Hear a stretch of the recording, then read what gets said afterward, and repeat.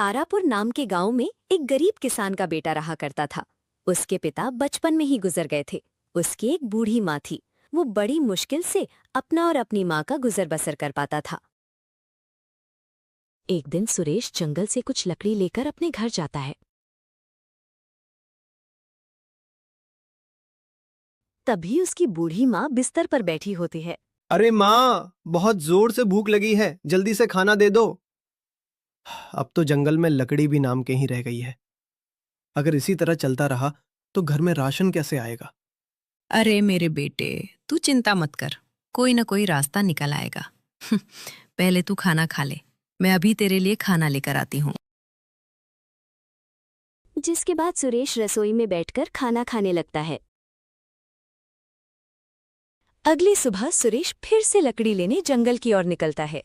सुरेश अभी जंगल की ओर जा ही रहा था कि रास्ते में उसे सेठ धनसुखलाल मिलता है। सेठ धनसुखलाल गांव का सबसे अमीर आदमी था। उसके हाथ में हमेशा एक पैसों की पोटली होती थी। और सुरेश, इतनी सुबह सुबह कहाँ जा रहे हो? जंगल के ओर जा रहा हूँ, लकड़ियाँ काटने के लिए। घर में राशन खत्म हो गया और घर में माँ भी भूखी है और जंगल में भी लकड़ियाँ खत्म होने वाली है। अगर आपको जरूरत हो तो बता दीजिएगा। ठीक है, जब जा ही रहे हो तो 2-4 गट्ठर लकड़ियां मेरी घर पर भी पहुंचा देना। जी सेठ जी, मैं आपके घर लकड़ियाँ पहुंचा दूंगा। इसके बाद सुरेश लकड़ी काटने जंगल की ओर चला जाता।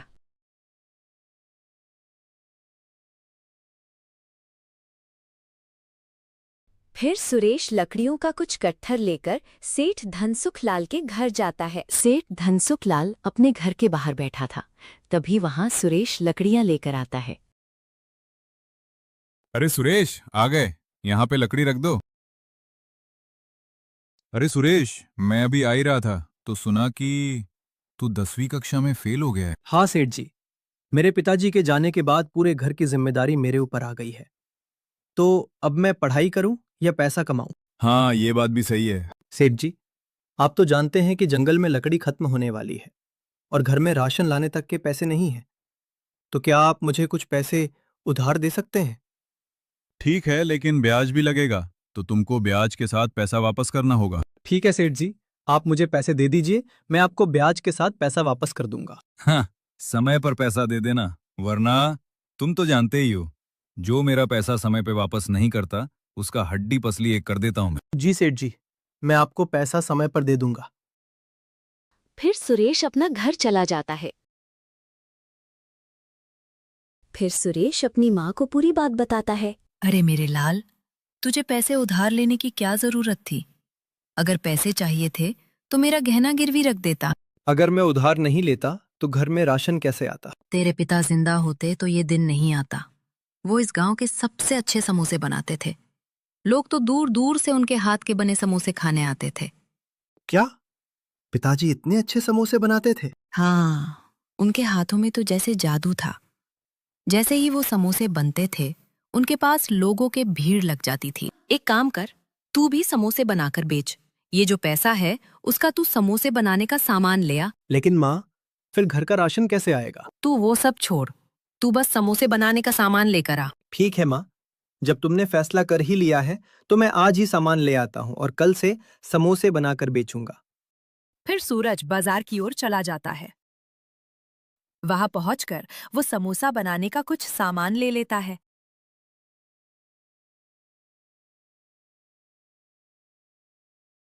माँ, मैं समोसा बनाने का सामान ले आया हूँ। फिर सुरेश समोसे बनाने लगा और उसकी माँ भी उसकी मदद कर रही थी। माँ, हमने तो इतने सारे समोसे बनाए हैं, क्या इतने समोसे बिक जाएंगे? हाँ मेरे लाल, मुझे पूरा भरोसा है कि ये समोसे बिक जाएंगे। ठीक है माँ, मैं इन समोसों को लेकर बाजार जाता हूँ। फिर सुरेश समोसे लेकर बाजार जाता है। फिर सुरेश समोसे बेचने लगा और उसके सामने एक दूसरा समोसे वाला था। अरे, ये कौन आ गया मेरा धंधा खराब करने के लिए? अच्छा, ये तो सूरज है। ये साला अनपढ़ मेरे ठेले के सामने समोसे बेचेगा। मैं भी देखता हूँ कि ये अपने समोसे कैसे बेचता अरे है। आओ आओ, गरम गरम समोसे खाओ, बिल्कुल ताजा समोसे हैं, आओ आओ। उसकी आवाज सुनकर वहां से जा रहे 2 लोग उसके पास आते हैं। अरे सुरेश, तू कब से समोसे बनाने लगे? अरे सूरज, मैंने सुना है कि तुम 10वीं में फेल हो गए हो।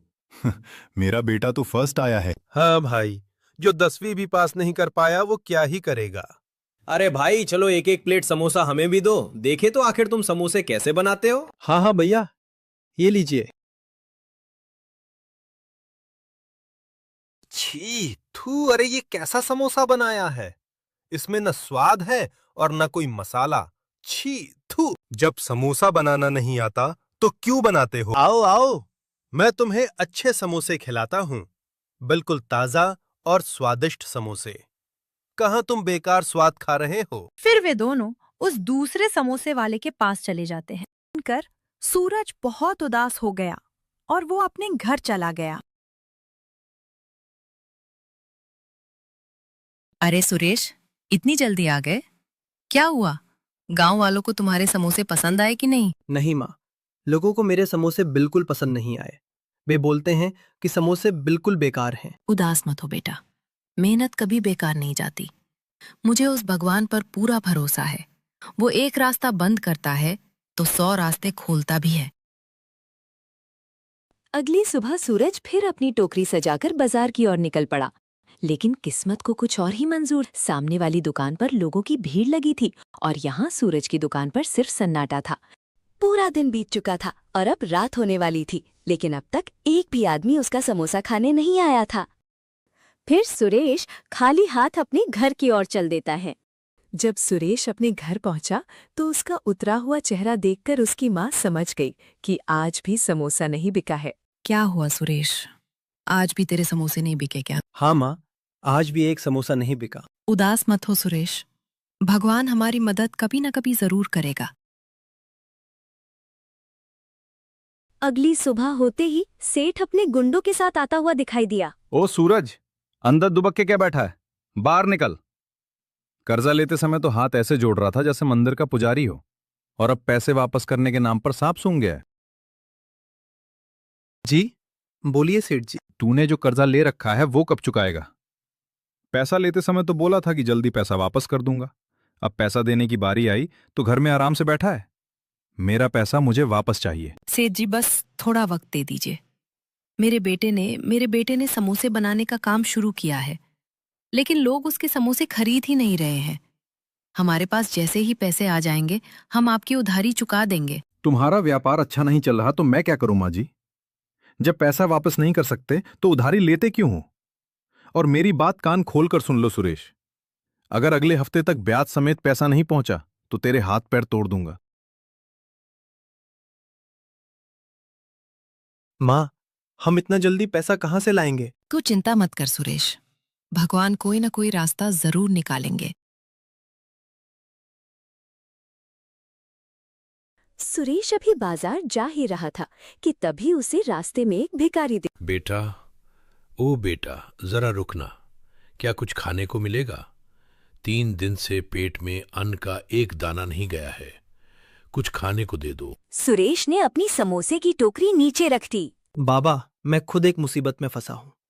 समोसे बिक नहीं रहे और ये समोसे भी कल के हैं। मेरे पास देने के लिए और कुछ नहीं है, बस यही ठंडे समोसे हैं। बेटा, भूखे के लिए सूखी रोटी भी 56 भोग जैसी होती है। दे दो, कुछ समोसे ही खाने को दे दो, भगवान तुम्हारा भला करेगा। भिखारी के समोसा खाने के बाद धन्यवाद बेटा, तेरा दिया हुआ ये खाना आज मेरे लिए अमृत बन गया। बहुतों से मांगा पर सबने दुत्कार दिया। तुम खुद मुसीबत में होकर भी तुमने मेरी मदद की है। भगवान तुझे बहुत तरक्की दे। तरक्की? बाबा, लगता है भगवान तो मुझसे रूठ ही गए हैं। मेहनत बहुत करता हूं पर किस्मत हमेशा मुंह फेर लेती है। आज हालत ये है कि सिर पर कर्ज है और घर बिकने की नौबत आ गई है। कभी कभी अंधेरा इसलिए ज्यादा होता है क्योंकि सवेरा बहुत बड़ा होने वाला होता है। तूने एक भूखे को खाना दिया है, अब मैं तुझे खाली हाथ नहीं जाने दूंगा। ये कोई मामूली मसाला नहीं है, मैं इसे मीलों दूर नीलम पर्वत की गुफाओं से लेकर आया हूं। ये दुर्लभ जड़ी बूटियों से बना वो राज है जो मुर्दे में भी जान डाल दे। मसाला? पर बाबा, मैं इसका क्या करूंगा? तो बस एक चुटकी मसाला समोसे में मिला देना। फिर देखना, जो इंसान एक बार तेरा समोसा चखेगा वो दुनिया के सारे स्वाद भूल जाएगा। फिर सुरेश अपनी टोकरी उठाता है और बाजार की ओर निकल पड़ा। फिर सुरेश बाजार पहुंचकर और उस मसाला को मिला देता। शाम हो गई थी, लेकिन अभी तक एक भी आदमी सुरेश एक समोसा खाने नहीं आया था। सब सामने वाले समोसे वाले के पास जा रहे थे। आज फिर सुरेश खाली हाथ घर की ओर चल दिया। घर पहुंचकर उसने अपनी माँ को पूरी बात बताई। माँ, मेरी किस्मत ही खराब है।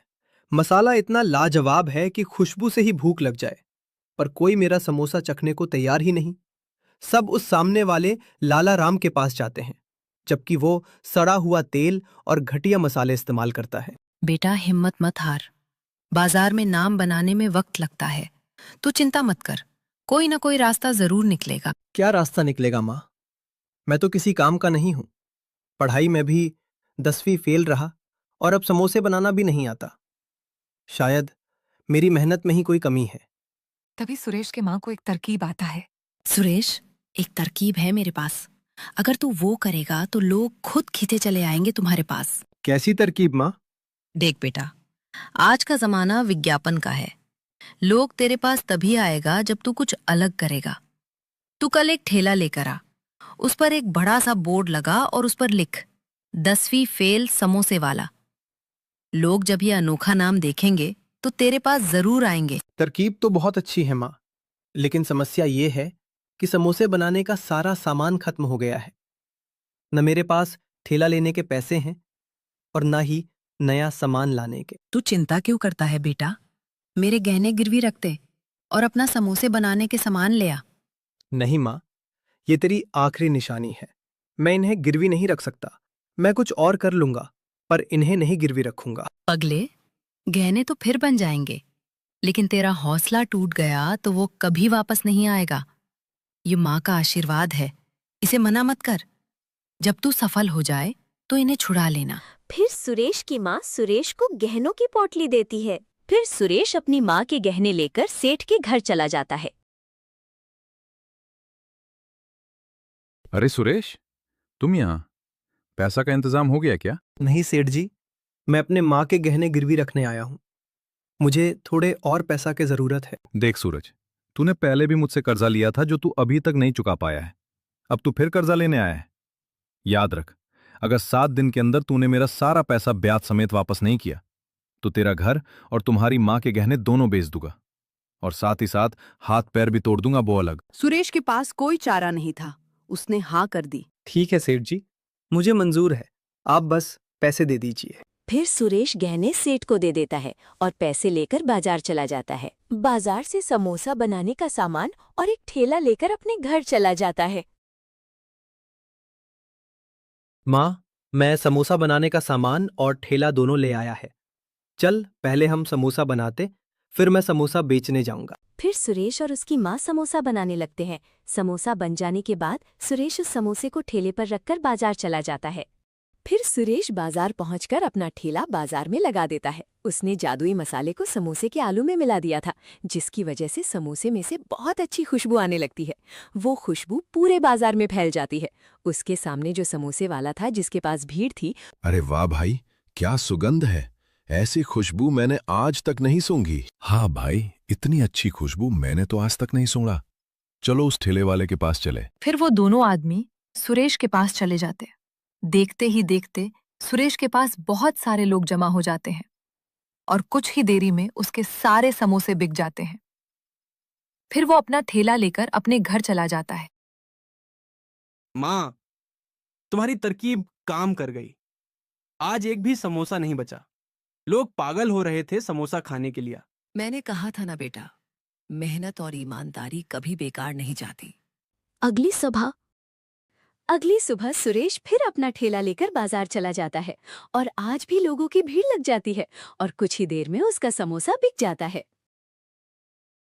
कुछ दिनों बाद सुरेश के पास इतना पैसा हो जाता है कि वो अपनी माँ के गहने छुड़वा सके, तो वो सेठ के घर की ओर चल देता है। सेठ जी, मैं आपको पैसे देने आया हूँ। लगता है बहुत पैसे कमा रहे हो सुरेश। हाँ सेठ जी, भगवान की कृपा से धंधा अच्छा चल रहा है। आप मेरे माँ के गहने दे दीजिए। फिर सुरेश ने सेठ को पैसे दे दिए। फिर सुरेश अपनी माँ के गहने लेकर घर चला जाता है। उसी शाम सेठ के घर लाला राम आता है। अरे लाला राम, तुम यहाँ? क्या कहूं सेठ जी, मैं बर्बाद हो गया। उस सुरेश ने मेरा सालों का धंधा चौपट कर दिया। लोग अब मेरे समोसों को समोसे खाते नहीं हैं, सब उस सुरेश के पास जाते हैं। मुझे कुछ उधार चाहिए ताकि मैं अपनी दुकान बचा सकूं। हाँ भाई, सुरेश आजकल बहुत पैसे कमा रहा है।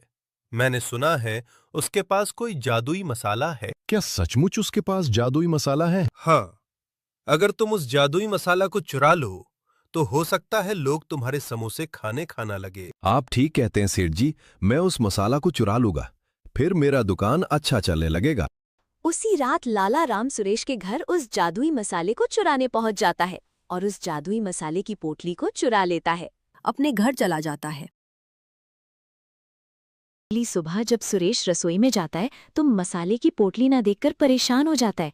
फिर वो अपनी माँ से पोटली के बारे में पूछने जाता है। माँ, क्या तूने मसाला की पोटली देखी है? नहीं, कल रात तो रसोई में ही रखी थी, क्यों, क्या हुआ? मसाला के पोटली रसोई में नहीं है। मुझे लगता है किसी ने उस पोटली को चुरा लिया है। इधर लाला राम ने अपना ठेला लगा दिया था। उसने समोसा में जादुई मसाला मिला दिया था। उसे लगा कि उसका समोसा बहुत स्वादिष्ट हो गया है, लेकिन असलियत में समोसा बिल्कुल बेकार हो गया था। अरे आओ आओ, बिल्कुल स्वादिष्ट समोसे खाओ। उसकी बात सुनकर कुछ लोग उसके पास समोसा खाने आए। फिर लाला राम ने उन लोगों को समोसा खाने के लिए दिया। अरे भाई, तुमने ये कैसे समोसे बनाए हो? बिल्कुल बेकार है, जैसे इसमें सड़ा हुआ मसाला मिलाया हो। तभी एक आदमी जिसने लाला राम का समोसा खाया था वो बेहोश होकर नीचे गिर गया। अरे भाई, तुम्हें क्या हुआ? लाला राम, तुमने समोसे में क्या मिलाया है? नहीं, मैंने समोसे में कुछ नहीं मिलाया है। वे दोनों उसकी एक बात नहीं सुनते हैं और उसे मारने लगते हैं। तभी वहां पर सुरेश आता है। अरे भाई, ये लोग लाला राम को क्यों मार रहे हैं? अरे भाई, इसने समोसे में कुछ मिलावट किया है, जिसके कारण एक आदमी बेहोश हो गया। फिर सुरेश अपने घर वापस चला जाता है। अगली सुबह जब सुरेश अपनी रसोई में जाता है तो मसाला रसोई में ही होता है।